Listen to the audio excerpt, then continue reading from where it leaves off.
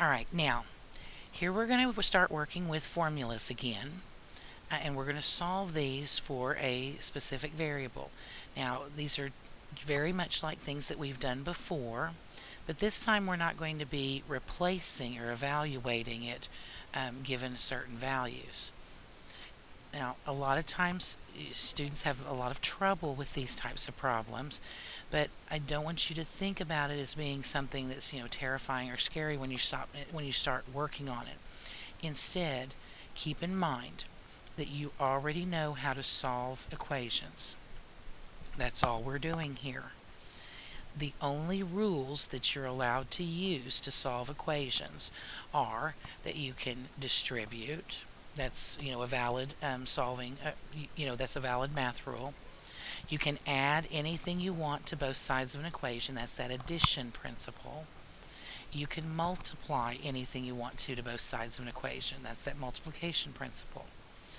Remember that to solve an equation, you're always doing the opposite operation to get the variable alone. I want you to keep all of that in mind as we're going through this, and it won't be so bad. So here we have a problem that says P equals A plus B plus C. We're supposed to solve this for A.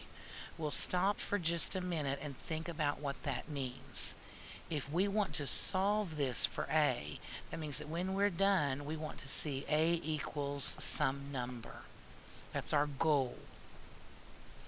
So if I want A alone, all by itself, then I've got to get rid of the things that are with it.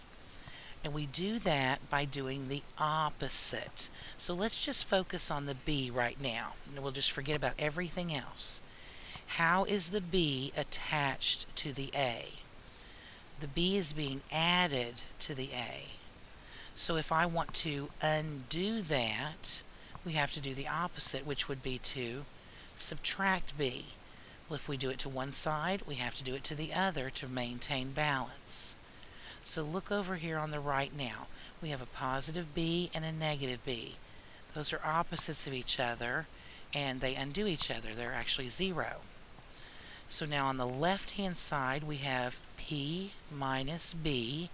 We cannot combine these because they're not like terms. So we just have to leave it as P minus B equals. Now on the right-hand side, we have A, and we have plus C. So now, kind of look at your goal again to make sure that you're still heading in the right direction. We want to end up with A equals something. So we're still trying to get this A all by itself. Right now, it's being added to C. So the opposite, to undo that, the opposite of adding C would be to subtract C. And again, we can do that as long as we do it to both sides. Plus C minus C cancels each other out, or it's zero. On the left-hand side, we had the P minus B, and now we're going to subtract off C equals A.